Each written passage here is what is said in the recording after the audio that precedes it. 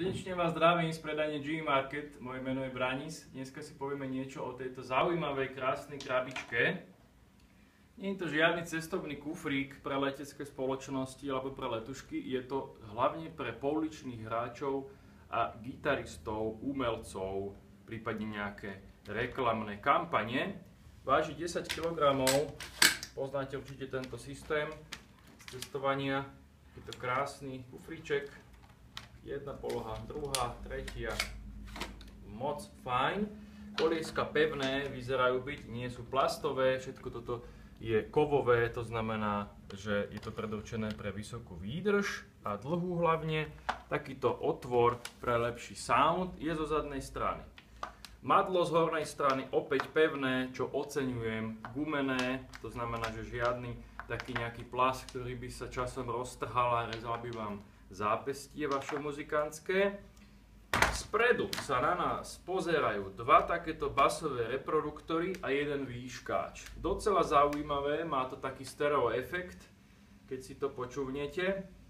Je tu napísané na tejto reklamnej nálepke JPA862, teda značka tohto aparátu. A je tu ešte veľmi zaujímavá vec spomenutá, je tu batéria nabíjateľná, vstavaná. Tak, to by sme mali predok spomenutý, čo nás však zaujíma je rozhodne tento bok. Poďme sa pozrieť, ako vyzerá celý tento mixážny pult, tento bočný panel aparátu. Začneme z hora. AUX in, to znamená, môžete si dať 3,5-kový stereo jack do vášho mobilného telefónu a pekne krásne s káblom prepojiť a môžete si počúvať nejaký background, nejaký podmas a samozrejme si do toho buď spievať alebo hrať. Pokiaľ by ste nemali toto, môžete použiť tento fajn panel, kde je vstup na USB alebo na SD MMC kartu, čo určite všetci poznáte. Samozrejme neprehrá to fotky z foťáku, prehrá to len hudbu. Ďalej tieto tlačidlá určite si rýchlo muzikanti osvoja. Mode, to znamená, že prepínate sa medzi módom line, kedy si dáte, funguje teda tieto USBčka sú aktívne, alebo tento AUX in, alebo mód rádio. Ak by ste boli dlho na cestách a chcete si počuť lokálnu stanicu, napríklad brazílske rádio, určite ho tu naladíte s týmto tlačidlom. Ďalej máme tu funkciu play, pause, to znamená, že zapni, hraj, alebo daj pauzu. To sa týka hlavne týchto CD-čiek, USB-čiek.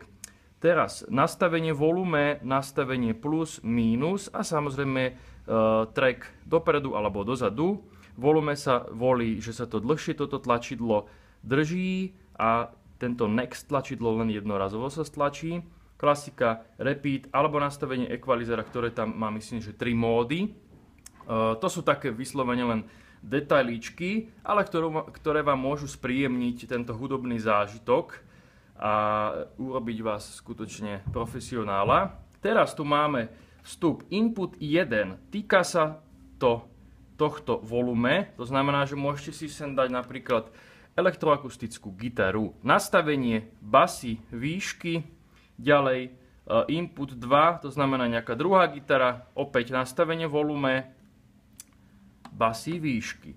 Teraz tu máme mikrofón 1, 6,3 mm jack vstup, volume plus minus klasika, to isté nastavenie basy, výšky a mikrofón číslo 2, nastavenie volume, opäť basy, výšky.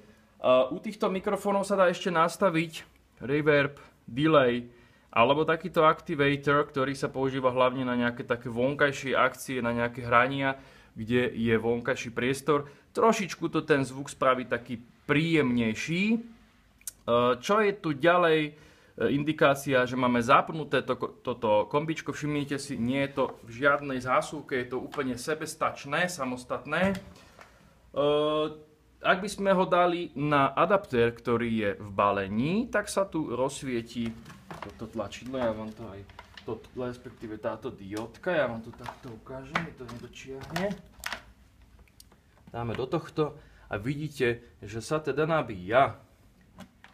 Teraz je tu tlačidlo on-off, samozrejme vypni, zapni. Všetko sa dočítate v návode. Čo sa určite v návode nedočítate, je, koľko vydrží táto mašina hrať. Nevedia to ani samotní výrobci na Musicmesse 2017, nevie to ani dodávateľ. Musíte sa to naučiť sami, zistiť to sami. Rozhodne batérkový život zachránite vtedy, keď pravidelne nabíjate batériu a pokiaľ by náhodou aj toto zariadenie bolo uskladené v nejakej garáži dlhšie, treba ho podľa možnosti nabíjať vždycky raz za mesiac, nabiť, vybiť úplne doplna, vtedy zachránite ten batériový život. Samozrejme dá sa tá batéria vymeniť, dá sa do toho dostať, odservisujeme vám to, není s tým problém, ale určite oceníte, aby vám to zariadenie čo najdlhšie hralo. Toľko taká vtipná poznámka o múdrostiach dodávateľov a výrobcov.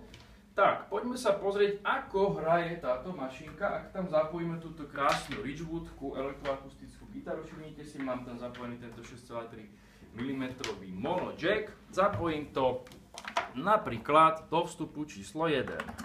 Mám zapojené, vytiahnem volume na tomto kanále, ale pozor, treba ešte aj tento master volume vytiahnuť. Mám spravené.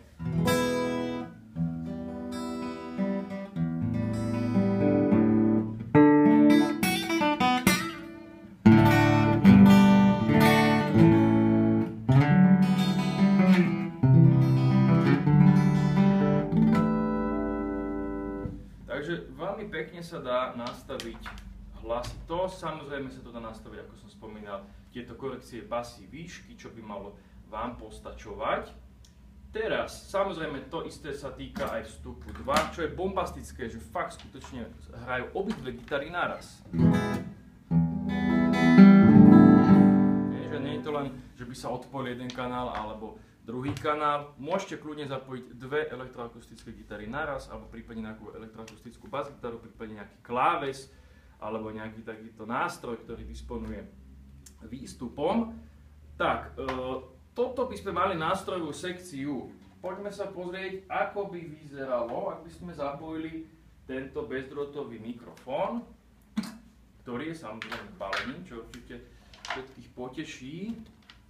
Bezdrôtový mikrofón, batérie sú dokonca tiež v balení, alkalické, to znamená, že by vám tam mohli docela slušne vydržať. Samozrejme doporučujem mať nejaké náhradné vždy pri sebe.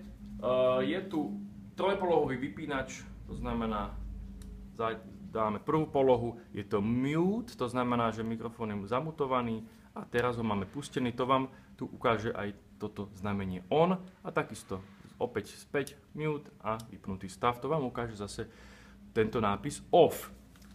Poďme si to zrekapitulovať, ako by sa to pustilo. Čiže ja si dám, funguje to na kanále číslo 1 u mikrofónov. Master máme, volume máme, malo by to byť teda spravené fajne. Raz, check. Je to veľmi v pohode. Ten zvuk z toho je veľmi čistý, konkrétny. Raz, dva, check, spievame spolu. Opäť mute, to znamená nefunguje a vypnutý. Čo sa týka ďalšieho zariadenia, ktoré sa dá k tomuto krásnemu jojo pripojiť, JPA862, je rozhodne takýto klipový mikrofón. To znamená, ak by ste mali nejakú prezentáciu, zapnite si to o nejakú vašu vyvoňanú bielu krásnu košelu úradnícku a môžete opäť produkovať vaše umenie. Raz, dva, check. Hej. Tuto si krásne môžete nastaviť úroveň gainu na tejto vysielačke. Čiže plus, minus, ak máte nejaký šrobováčik, je to možné. Indikácia stavu nabitia batérie, opäť mute, alebo vypínam. Batérie, zapnem si to. Batérie opäť tužkovky alkalické sú v balení. Veľmi dobrá záležitosť. No a v neposlednom rade si môžeme ukázať ešte, ako by vyzeralo ďalšie možná kombinácia, čiže napríklad dva nástroje a dva mikrofóny. Skutočne není o čom v tomto zariadení. Nemusíte žiadny mixážny pult brať, je to veľmi slobodné zariadenie. Ukážem vám ako to vyzerá v reále.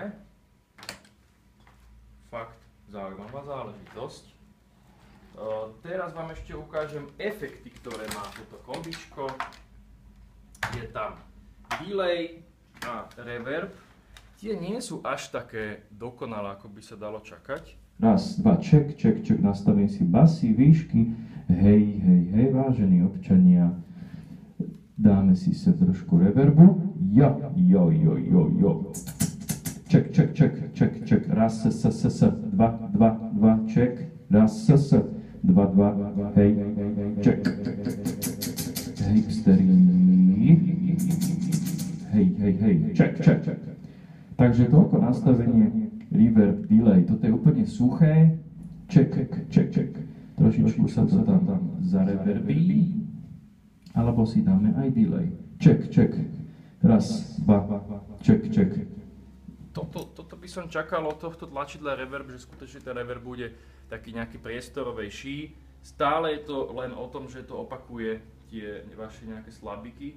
Trošičku by som možno toto vylepšil v budúcom modeli, ale je to len prídavná funkcia. Skutočne tento panel obsahuje všetko, čo potrebuje mať muzikant na cestách, pouličný muzikant, alebo nejaký iný tvorca hudobného prejavu. Rozhodne pre mňa je to jednotka, čo sa týka ceny a výkonu. Dostanete za cenu okolo 300 € maximum, čo sa dá vôbec dostať. A ten kompaktný charakter toho komba je neuveriteľný. Je to 10 kg záležitosť, zvuk 12 a 12 W, to znamená 24 W hudobného výkonu. Veľa doporučujem. Ak by ste mali hociaké otázky, napíšte nám pod videou. Ja som rozhodne príjemne šokovaný z toho, ako táto mašinka hraje. Všetko dobré.